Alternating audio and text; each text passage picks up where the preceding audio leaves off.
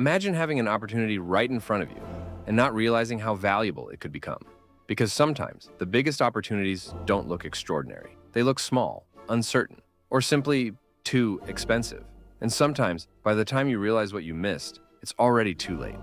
This is the story of one of the biggest missed opportunities in business history. Imagine being offered the chance to buy Google and saying no. Not today. I'm talking about 2002. Google was still a young search engine, and Yahoo was one of the biggest names on the internet. Yahoo actually had two chances to end up owning Google, and the second time, the price was around $3 billion. Yahoo still said no. Today, that sounds completely insane, but at the time, it wasn't nearly as obvious as it sounds. Back in the late 1990s, Google didn't even exist as the giant we know today. Larry Page and Sergey Brin were two Stanford students working on a better way to organize the internet. Their idea was simple. Instead of ranking websites mostly based on what they said about themselves, why not look at how other websites linked to them?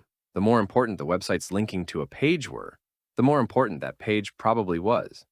They called the system PageRank, and it worked surprisingly well. But Page and Brin weren't initially obsessed with building a massive company. At one point, they were actually willing to sell the technology. And their first big target was Yahoo.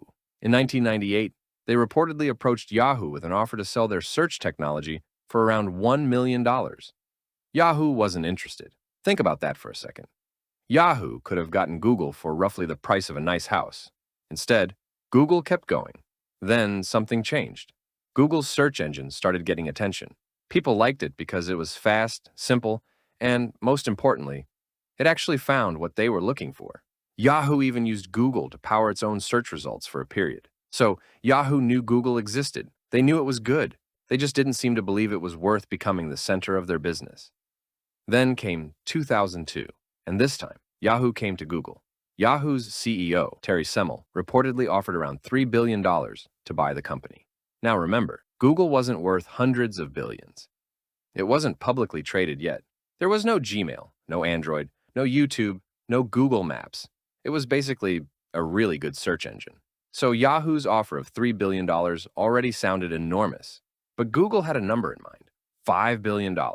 Yahoo didn't want to pay it. The negotiations ended, and Google remained independent.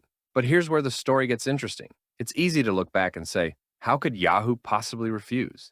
But imagine being Yahoo in 2002. The internet had just gone through the dot-com crash. Technology companies had lost enormous amounts of value.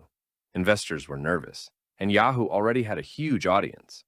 Why spend billions buying a company whose main product was a search box?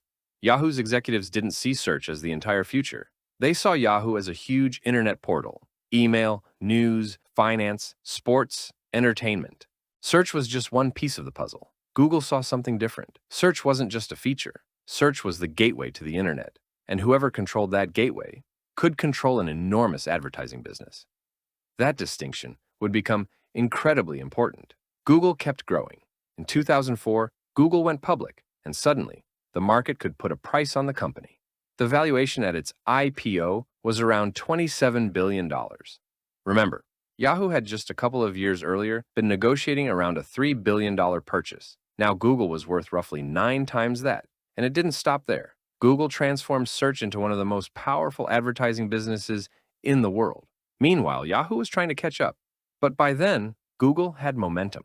And momentum on the internet is incredibly difficult to stop. Years later, the difference between the two companies became impossible to ignore. Google became one of the most valuable companies in the world. Yahoo remained a major internet brand for years, but it never became the company Google became. And that's what makes this story so fascinating. Yahoo didn't miss Google because Google was invisible. They knew Google existed. They had already seen the technology. They had even used it. They simply underestimated what search could become. And that's a much more interesting mistake, because sometimes the biggest opportunities don't look like opportunities. They look boring. They look too expensive.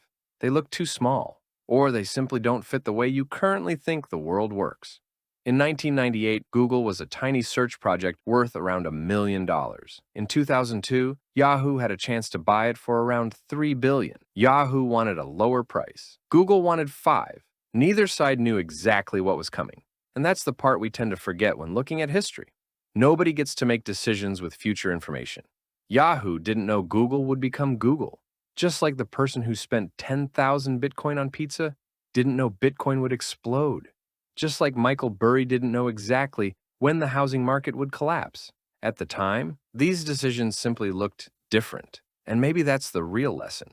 The most valuable opportunities rarely announce themselves. They usually look like something ordinary, right before they become extraordinary.